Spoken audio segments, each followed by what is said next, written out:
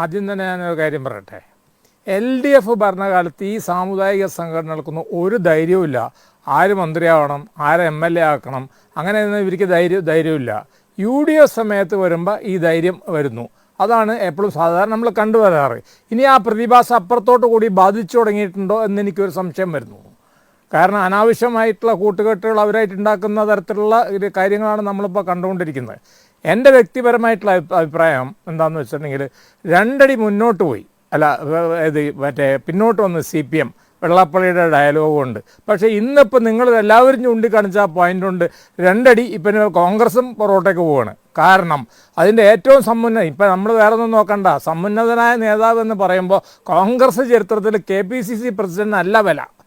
എത്രയോ KPCC പ്രസിഡന്റ്മാർ കണ്ണീരോട് പടിയിറങ്ങിയ കഥയൊക്കെ ഞാൻ പറയേണ്ട ആവശ്യമില്ലല്ലോ, മനസ്സിലായില്ല. ഞാനൊരു കോൺഗ്രസ് കുടുംബത്തിൽ നിന്ന് വരുന്ന ആളെന്നുള്ള നിലക്ക്. പക്ഷേ ഇപ്പോൾ എന്താ സംഭവിക്കുന്നതെന്ന് വെച്ചിട്ടുണ്ടെങ്കിൽ, ആരും മിണ്ടാതിരിക്കുമ്പോൾ കേരളത്തിലെ ജനങ്ങളുണ്ടല്ലോ മിണ്ടാൻ വേണ്ടിയിട്ട്. നിങ്ങൾ നോക്കിക്കോളൂ, ഇതിൻ്റെ പ്രതിഫലം എന്താ ഉണ്ടാവുന്നത്, ഇതിൻ്റെ ഗുണം എന്താ കിട്ടാൻ പോകണമെന്ന് വെച്ചാൽ ചോദ്യത്തിന് നേരുത്തരം ഞാൻ പറയാം. എൻ്റെ അഭിപ്രായത്തിൽ അത് കിട്ടാൻ പോണത് VD സതീശനാണ്. രണ്ടാമത് അവിടെ എഴുതി കാണിക്കുന്നുണ്ട് മുരളീധരൻ പറയുന്നത്, അതിനോട് ഞാൻ യോജിക്കുകയാണ്. അത് ദീർഘദൃഷ്ടിയോടെ നോക്കി കണ്ടിട്ടില്ലെങ്കിൽ അത് ഈ നടക്കുന്ന സംഭവങ്ങളെല്ലാനും ഭാരതീയ ജനതാ പാർട്ടിക്ക് ഗുണകരമാവുമെന്നുള്ള മുരളീധരൻ്റെ നോട്ടം 100% ശരിയാണെന്നേ. നമ്മളൊരുങ്ങി ഇത്തരത്തിലുള്ള ഒരു സ്ഥിതിവിശേഷം ഉണ്ടാക്കി വെച്ച് കഴിഞ്ഞിട്ടുണ്ടെങ്കിൽ നമ്മുടെ കയ്യിൽ നിന്ന് കാര്യങ്ങൾ പോകും എന്നുള്ളത് ഒരു സംശയം വേണ്ട നമുക്ക്. അത് കോൺഗ്രസിനും പറ്റിയിട്ടുണ്ട്, CPM ഒക്കെ പറ്റിയിട്ടുണ്ട്.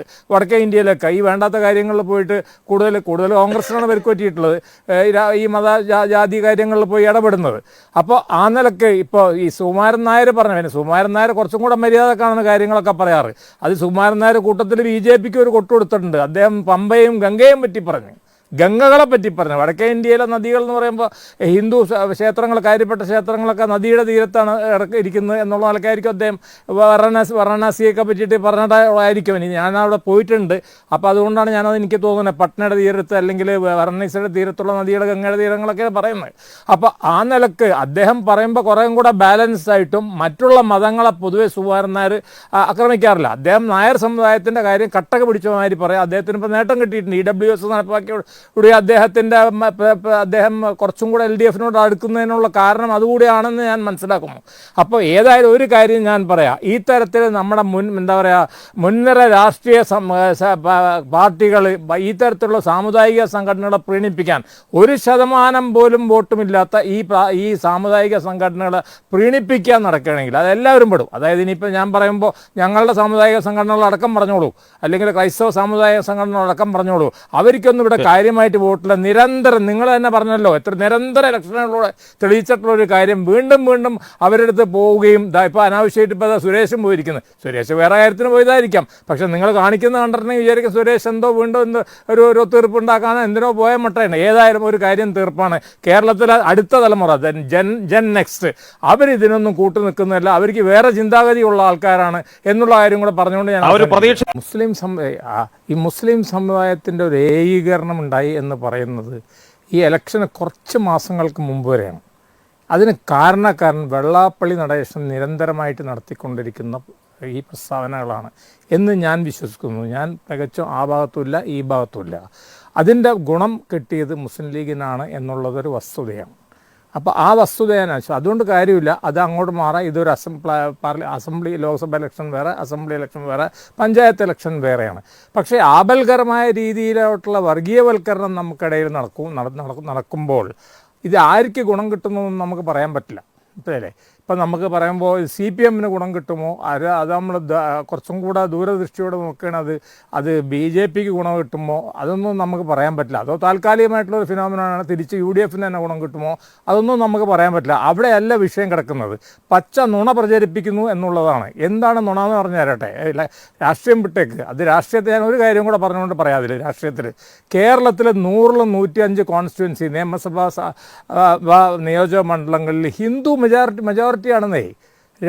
മൂന്ന് ജില്ല മലപ്പുറത്ത് മുസ്ലിം ഭൂരിപക്ഷം കൊണ്ട് സമ്മതിച്ച്, ബാക്കി ക്രിസ്ത്യാനി മുസ്ലിമും കൂടെ ചേർന്നാൽ മാത്രമേ കോട്ടയത്ത് എറണാകുളത്ത് ഒരു ജയസാധ്യതയുള്ളൂ. പിന്നെ ആരാണിത് പറയുന്നത് ഇവിടെ വർഗീയമാണ് കാര്യങ്ങൾ എന്നുള്ളത്? മലപ്പുറത്ത് ഇപ്പോൾ നമ്മൾ വന്നിരിക്കുമ്പോൾ നമുക്കറിയാം അവിടെ വല്ല വർഗീയതയുണ്ടോ? അങ്ങനത്തെ യാതൊരു തരത്തിലുള്ള വർഗീയതയില്ല. മറിച്ച് ഞാൻ പറയാൻ ഉദ്ദേശിക്കുന്നത് എന്താണെന്ന് വെച്ചിട്ടുണ്ടെങ്കിൽ, ഇത് ഒരു താൽക്കാലികമായിട്ടുള്ള ഫിനോമിനയാണ്. കാരണം ഇതിൽ നഷ്ടം CPM തന്നെ സംഭവിക്കാൻ പോകുന്നു. എന്താ കാരണം എന്ന് ഞാൻ പറഞ്ഞുതരാം. ജലീലിനെ വളർത്തിയെടുത്തു, അബ്ദുറഹ്മാനെ വളർത്തിയെടുത്തു, അൻവറിനെ വളർത്തിയെടുത്തു, മലപ്പുറം പെരിന്തൽമണ്ണ പിടിച്ചെടുത്തു, പൊന്നാനി പിടിച്ചെടുത്തിട്ടു. ആ നേട്ടങ്ങളില്ലാതാക്കിയാലേ ഇങ്ങനത്തെ ചങ്ങായിമാരെ കൂടെ കൊണ്ടുനടന്നിട്ട് മനസ്സിലായില്ലേ?